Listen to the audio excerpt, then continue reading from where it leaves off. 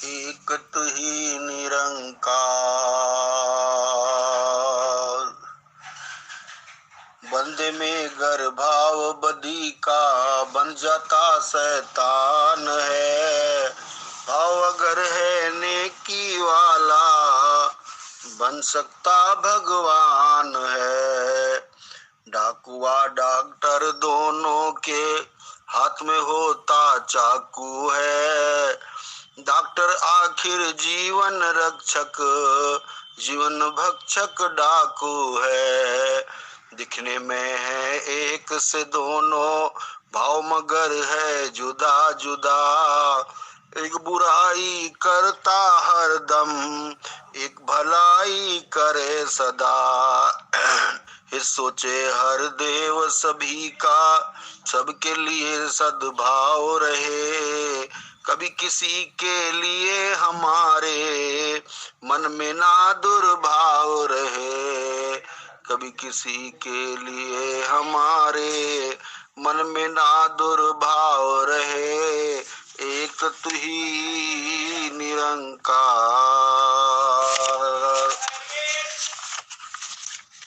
सत्संग जी बड़े प्यार से कहना, धन निरंकार जी। मन के भाव अनुरूप ही कर्म बनता है। बंदे में गर भाव बदी का बन जाता शैतान है। यहाँ मनुष्य को ये समझाया जा रहा है कि मन के भाव बहुत महत्वपूर्ण होते हैं। मन के भाव और कर्म का गहरा नाता होता है। मन के भाव ही कर्म का रूप लेते हैं। अगर हमारे मन में कोई अच्छा भाव आया और हमने उसे कर्म का रूप नहीं दिया तो वो सिर्फ ख्याल ही रह जाता है। इसके विपरीत अगर एक इंसान मन में गलत भाव ला रहा है तो फिर वो कर्म भी गलत ही करेगा। परिणाम स्वरूप उसके कर्म उसको गिरावट की ओर ही ले जाएंगे। बात सिर्फ सोच की है, मन की है। अगर हमने गलत काम से दूर रहना है और अपने जीवन को एक अच्छा रूप देना है, खुशबूदार फूल की तरह महकना है, तो हमें अपने ख्यालों में कोई दुर्भाव आने ही नहीं देना, क्योंकि मन के ख्यालों के अनुरूप ही हमारे कर्म बन जाते हैं। भाव अगर है नेकी वाला बन सकता भगवान है। यहाँ बुरे भावों के विपरीत यानी कि अच्छाई से भरे भावों का महत्व बताया गया है। वही इंसान जिसकी शैतान से तुलना की गई थी, अगर उसके मन में अपने लिए और समाज के लिए अच्छाई के भाव आ जाएं और वो अपने मन को एक सुंदर रूप दे सके जिससे उसके जीवन में मानवीय गुण भर जाएं, तो फिर उसकी तुलना भगवान के रूप से की जाती है। भाई कन्हैया जी का उदाहरण भी हमने सुना है, जो युद्ध क्षेत्र में पानी पिलाने की सेवा निभा रहे थे।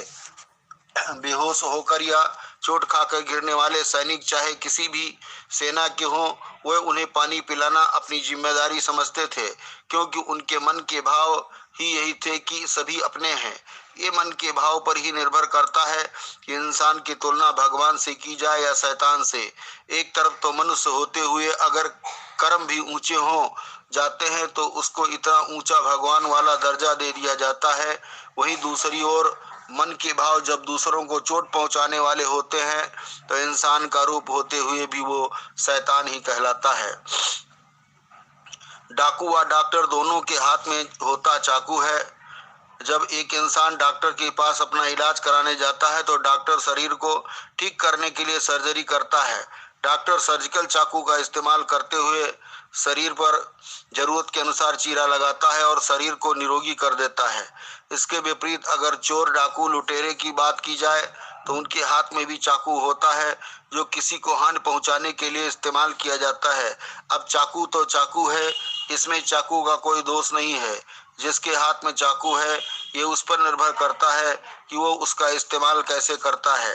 अगर हमारी नीयत ठीक है तो हमारे मन के भाव भी ऐसे होते हैं कि जो पदार्थ हमें प्राप्त हुए हैं उनका सदुपयोग या मानते हुए हम करेंगे कि परमात्मा ने ही ये पदार्थ दिए हैं, परमात्मा का बहुत बहुत शुक्रिया। फिर जो भी संसाधन हमारे पास हैं उनको हम सिर्फ परोपकार के लिए इस्तेमाल करेंगे। डॉक्टर आखिर जीवन रक्षक जीवन भक्षक डाकू है।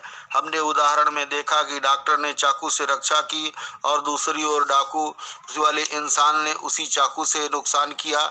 जब हम कोई अच्छा कार्य करना चाहते हैं तो हम उस पर अपना ध्यान एकाग्र करते हैं और यह चिंतन भी करते हैं कि उसको एक सुंदर रूप किस प्रकार दिया जा सकता है। हम सत्संग में अपने मन के भाव सुंदर करने के लिए, कुछ सीखने के लिए, अपनी जिंदगी को और बेहतर बनाने के लिए आते हैं।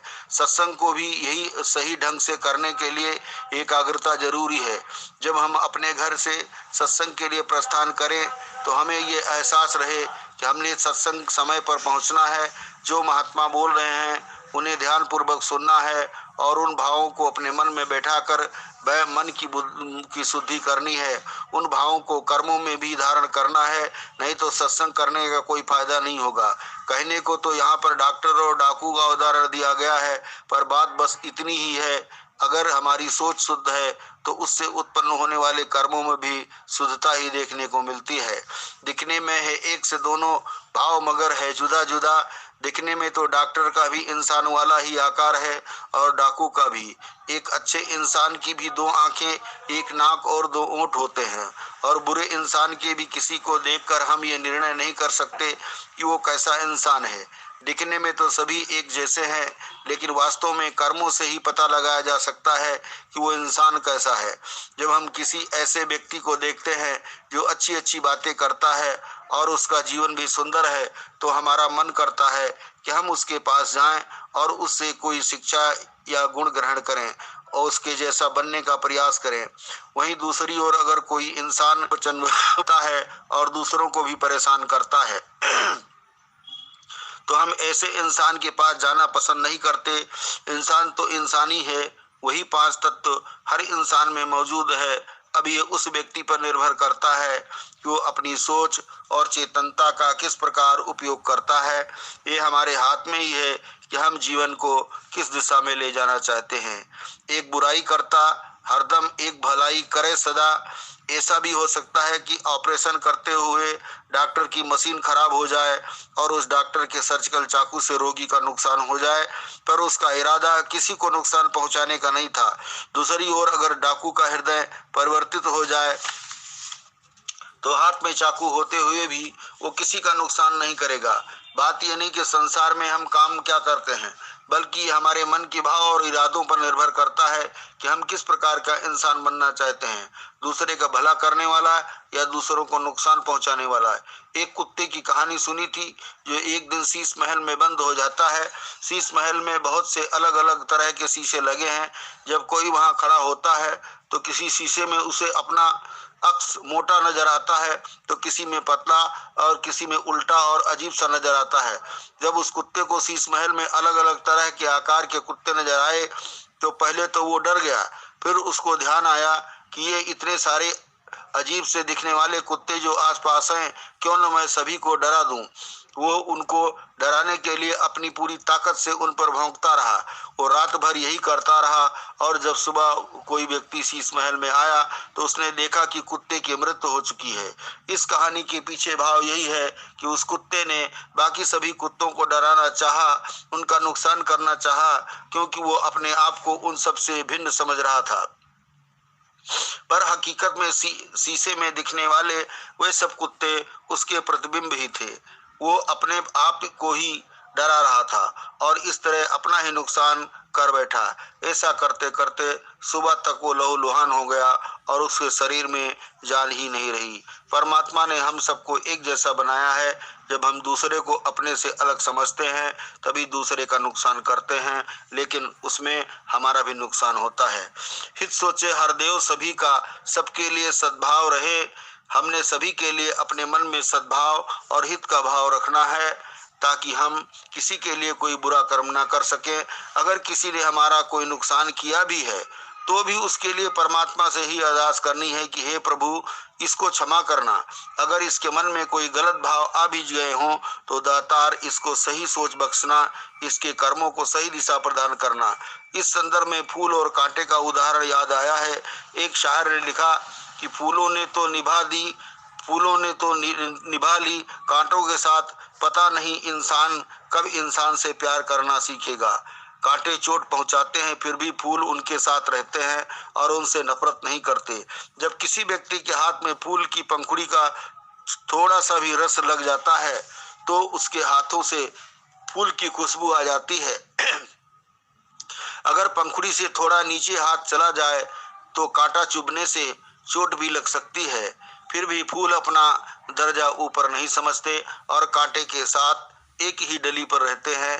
तो जहाँ फूलों ने निभा ली कांटों के साथ, वहाँ हम इंसान एक परम पिता परमात्मा के अंश होकर भी एक दूसरे से निभा नहीं पाते, एक दूसरे को सहन नहीं कर पाते। मन में जाति पाति, रंग, नस्ल आदि के भेद के कारण दूसरे व्यक्ति को अपने से नीचा मान लेते हैं। तो ये खराबी हमारी सोच में है, दूसरे इंसान में खराबी नहीं है। कभी किसी के लिए हमारे मन में ना दुर्भाव रहे। संपूर्ण हरदेव वाणी के इस शब्द का सारांश यही है कि हम अपने मन के अंदर हर एक के लिए भले की कामना ही रखें। हम यही सोचें कि हर कोई अपना ही है। जब हम किसी के चरणों में धन निरंकार करते हैं तो हमारे भाव भी इस प्रकार होने चाहिए कि हमारे अंदर जो परमात्मा है वही सामने वाले के अंदर भी है और इसी परमात्मा को यहाँ नमन हो रहा है। हम जिससे भी मिलें उसके अंदर हमें अपना ही अक्ष नजर आए। जब हम दूसरों के लिए मन से शुभ कामना करेंगे तो हमारा जीवन असल में सुंदर बन जाएगा। दूसरों के हित का भाव मन में रखने को ही जीवन जीने की कला कहते हैं। दासी सभी के लिए यही शुभकामना करेगी कि सभी का जीवन भक्ति, सेवा, सत्संग और सुमिरन से युक्त हो, हर वक्त निरंकार का एहसास बना रहे। ऐसा जीवन सभी के हिस्से में आए। ये भाव हमारे मन में ना आए कि हमें कुछ कम मिला है और दूसरे को ज्यादा मिला है। हम हर एक का भला करते जाएं और जो भी हमें मिला है उसका सदुपयोग करते हुए परमात्मा का शुक्राना करते जाएं कि जो कुछ दिया है बहुत कुछ दिया है, तेरा शुक्रिया है, तेरा शुक्रिया है। सत्संग जी बड़े प्यार से कहना, धन निरंकार जी आप जी के चरणों का दास, आप जी के चरणों की धूली